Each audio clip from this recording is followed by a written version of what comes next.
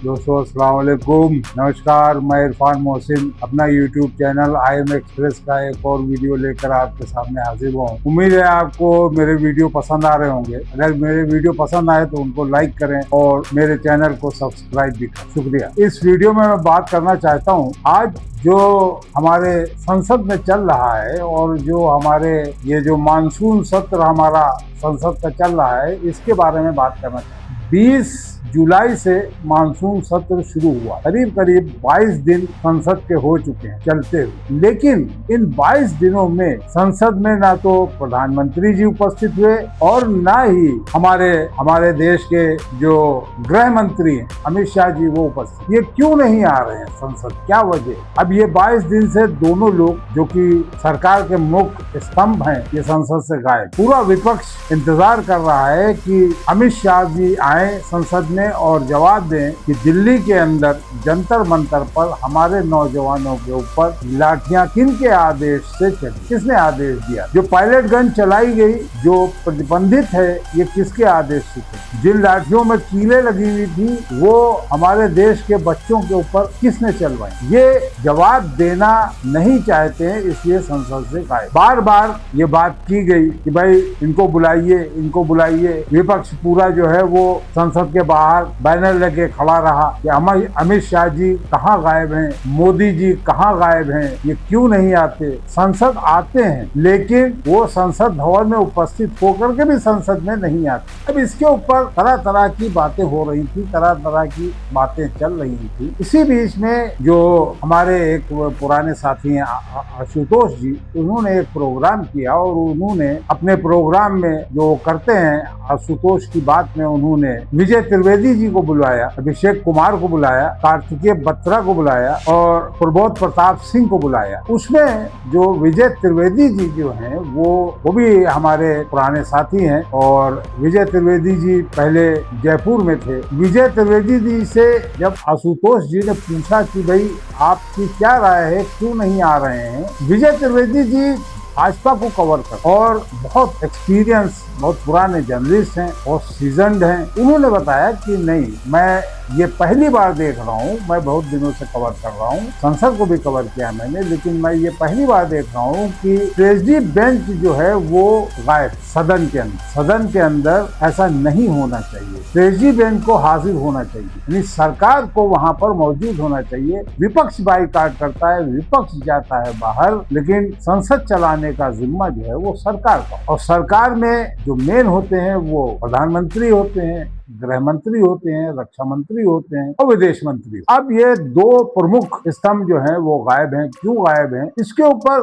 विजय त्रिवेदी जी ने कहा कि शायद कुछ भाजपा में ही ये बात उठ रही है कि अमित शाह जी को इस्तीफा दे देना चाहिए। मोदी जी को बचाने के लिए शायद गाज अमित शाह पे गिराई जाए। क्लियर ये नहीं है, ये बात अनुमान लगाया जाए, लेकिन ये अनुमान गलत भी हो सकता है। मोदी जी अमित शाह जी को अलग नहीं कर सकते क्योंकि अमित शाह जी के पास बहुत से लूप होल मोदी जी के मौजूद, इसलिए मोदी जी मजबूर हैं और मोदी जी के बहुत पुराने साथी भी हैं अमित शाह। इसलिए कुछ लोग ये कह रहे हैं कि मोदी जी शायद अमित शाह को अपने से अलग न करें, लेकिन कुछ लोगों का ये कहना है कि बहुत से भाजपा के सांसद अंदर खाने बातचीत चल रही है अमित शाह जी से नाराज, और इसलिए हो सकता है अमित शाह जी की विदाई हो जाए। मोदी जी शायद अमित शाह जी से इस्तीफा दें। अलग अलग लोगों की राय थी, लेकिन जो लोग इस बात को अंदर तक जानते हैं, जो लोग आरएसएस को और भाजपा को कवर करते हैं और अंदर की बातें उनको कुछ मालूम हो जाती हैं, उनका भी ये कहना है कि भाजपा में सब कुछ ठीक नहीं चल रहा और आरएसएस में भी अंदर सब कुछ ठीक नहीं चल। देखने में यह आया कि जब मोदी जी कहीं फंसते हैं तो मोहन भागवत जी उनको सेव करने के लिए सामने आ जाते। जैसे अभी मोहन भागवत जी आए और उन्होंने नौजवानों से और छात्रों से बात की और उन्होंने कहा कि नहीं, नौजवान ये हमारे हैं और इनसे हमको बात करना चाहिए और उनको समझना चाहिए, ये हमारे ही लड़के हैं, हमारे ही बच्चे हैं और इनकी परेशानियों को समझना चाहिए और उसको दूर करने की कोशिश करें। अब ये बात तो हो गई उसमें, लेकिन आज का जो नौजवान है, ये जो पीढ़ी है जिसको जेन जी कहा जाता है, ये लोग समझ नहीं पाए। एक जनरेशन गैप होता है, हमारे और हमारे पिताजी में भी एक जनरेशन गैप, पुरानी जो पीढ़ियां होती है पीढ़ियों में गैप होता है, इसको जनरेशन गैप कहते हैं। ये नौजवानों के अंदर धीरे धीरे धीरे धीरे धीरे धीरे गुस्सा पनप रहा था और ये गुस्सा एकदम से ज्वार बन करके उभरा और ये सीजेपी ने जो कॉल की उसमें ये नौजवान आगे आ गया और जंतर मंतर के ऊपर जब ये इकट्ठा हुआ तो वहां के ऊपर नौजवानों ने अपनी ताकत दी। वहां से हमारी सरकार डरी। ये नौजवानों की ताकत दे करके और उनके मूड को देख करके सरकार बैकफुट पे चली। इन जेनजी ने जो कुछ मोदी जी के समर्थक भी थे, उनके माता पिता मोदी के समर्थक थे। बहुत सी बच्चियों ने कहा कि मैं बिना अपने माँ बाप को बताए यहाँ आई हूँ। क्यों? क्योंकि वो मोदी जी को, वो भाजपा के समर्थक है, हमने उनको बताया नहीं और हम यहाँ प्रोटेस्ट में आए हैं और अब हम घर नहीं जाए। कुछ ऐसे भी देखने को मिला जेनजी जो है। लेकिन अब ये जो तूफान उठ खड़ा हुआ है जेनजी के साथ में, जेन अल्फा जो ये उठ खड़ा हुआ है, जो 11 साल और 14 साल और 12 साल 15 साल के बच्चे हैं, ये भी उठ खड़े हैं और इन्होंने भी जो है वो अभी जो देखने को मिला फतेहपुर में डीएम का घेराव कर लिया और डीएम साहब वहां से भाग गए। ये जेन अल्फा नहीं। अब ये नौजवान जो है, ये जब बदलाव पे आता है तो फिर चाहे जितनी मजबूत सरकार हो और चाहे जितने मजबूत आप हो, आपको दबना पड़ता है, आपको पीछे हटना पड़ता है। लेकिन हमारे प्राइम मिनिस्टर मोदी जी अभी इस जेनजी को समझ नहीं पाए और अपना हट छोड़ नहीं रहे। मोदी जी ने रीले बनाई, वो उसका और उल्टा असर हो। मोदी जी ने जेनजी को फ्रेंड्स कहा, उसके ऊपर मीम बन गए। देखो, मोदी जी को करना ये चाहिए था कि जब ये प्रोटेस्ट शुरू हुआ था या शुरू करवाया गया था, जो भी हो, उस वक्त आपको इनको बुला करके और बात करना चाहिए। अभिजीत दीपके को आपने परमिशन दे दिया और परमिशन लेटर ले जा करके जब अभिजीत दीपके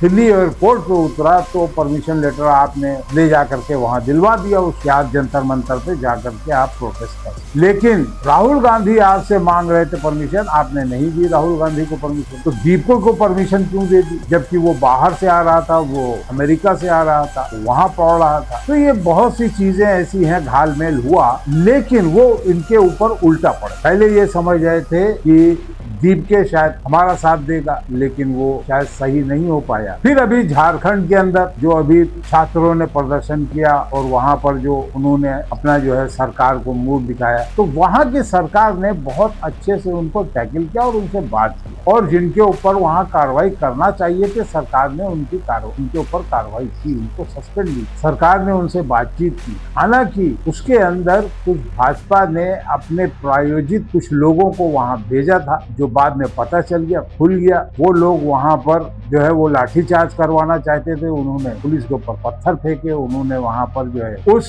शांतिपूर्वक आंदोलन को बवाल में बदलने की कोशिश की, लेकिन वो नहीं हो पाया। वो चीजें खुलकर सामने आ गई कि इस प्रदर्शन, शांतिपूर्वक प्रदर्शन छात्रों का जो था, इसमें जो है वो कुछ एलिमेंट ऐसे आ गए थे जो बवाल करना चाहते थे और चाहते थे कि वहां पर लाठीचार्ज हो और झारखंड की सरकार बदनाम हो। और इसका जवाब फिर वो राहुल गांधी से मांगा। ये चाल चली गई, लेकिन ये चाल कामयाब नहीं। अब अमित शाह जी सदन में नहीं आ रहे हैं, जवाब नहीं दे रहे हैं। राहुल सिर्फ एक बात कह रहे हैं कि हमें अमित शाह का भाषण नहीं सुनना है सदन के अंदर, हमें सिर्फ हमारे सवालों के वो जवाब दें, हम सवाल करेंगे वो जवाब। क्योंकि पिछली बार भी जो सदन चले उसमें देखा गया कि सरकार ने अपनी बात रखी और उसके बाद जब विपक्ष बोलने के लिए खड़ा हुआ तो सरकार की तरफ से हंगामा शुरू हुआ, विपक्ष को बोलने नहीं दिया गया। राहुल का या और दूसरे जो विपक्ष के नेता थे उनके माइक बंद कर दिए गए और सदन स्थगित कर। तो ये सब देखते हुए,